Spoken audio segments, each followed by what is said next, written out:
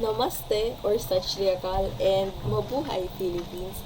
So for today's video, we will be talking about civil wedding in the Philippines. Indian-Filipino Couple Edition who got married for only a month. So let's dive into it. These are the steps to follow for the civil wedding in the Philippines with a foreign spouse. First, accomplish application form for marriage license. Second, book a schedule for a pre-marriage counseling and family planning. Third, attend the pre-marriage counseling and family planning. Fourth, submit the requirements to the local civil registry office. And 5, wait for the releasing of marriage license and get it from the local civil registry office.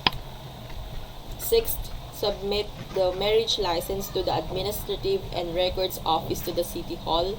7th, book an appointment and line up your marriage license at the mayor's office or your chosen wedding officiant for the schedule of your civil wedding. So let's dive more into this. So for the guidelines, for those who are aged 18 to 20, your father needs to accompany you together with his valid government issued ID.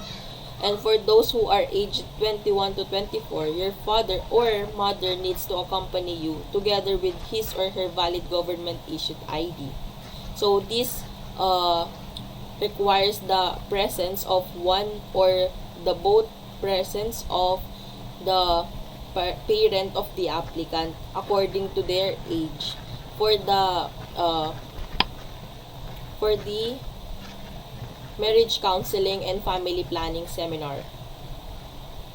So next, you need to have a accomplished application form for marriage license, and you need to have the certificates that you got after attending the pre-marriage counseling and orientation, especially family planning seminar that has been held by the CSWD and CHO.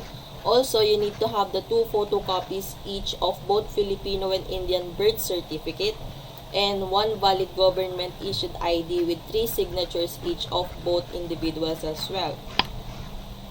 You also need to order certificate of no marriage from the PSA or Philippine Statistical Agency, if I'm not mistaken.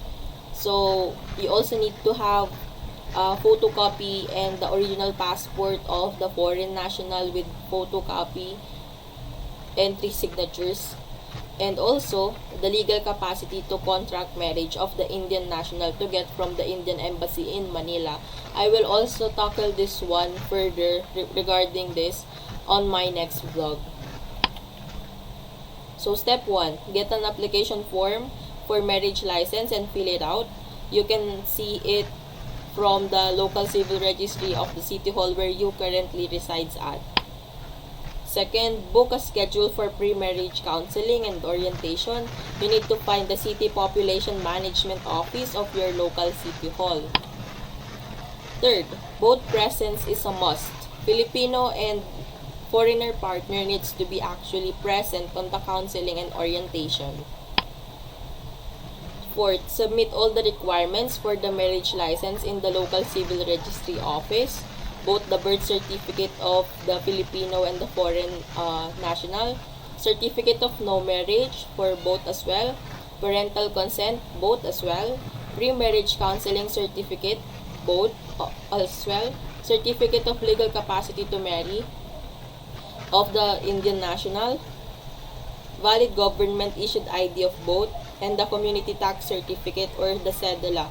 You also need to acquire this one, and you can have it from the barangay hall where the Filipino currently resides at. So step 4.5, these are some additional informations for pre-marriage counseling certificate. So first, head to your local city health office to submit the barangay certificate that you can get from your barangay hall. Pay for the seminar certificate. So for estimation, because before it is amounted with a total of 40 pesos for both Filipinos, but if you have a foreign partner, you need to pay for 60 pesos and 50 cents. Save the official receipt once you received it, and print another copy of your barangay certificate and pre-marriage counseling seminar certificate receipt. visit your local civil social welfare services or CSWS office. It is critical that you arrive a day before the scheduled seminar to guarantee that every necessary detail are in order. So I wanted to reiterate this one, that you need to at least come ahead of time so that you don't need to be stressed regarding the schedule of this kind of appointments that you will be having, especially for the civil wedding date of yours. Last is submit the photocopies, and you will be required to fill out a form. So again, I will just reiterate, for those who are aged 18 to 20, your father needs to accompany you together with his valid government issued ID. And for those who are aged 21 to 24, your father or your mother needs to accompany you together with his or her valid government issued ID.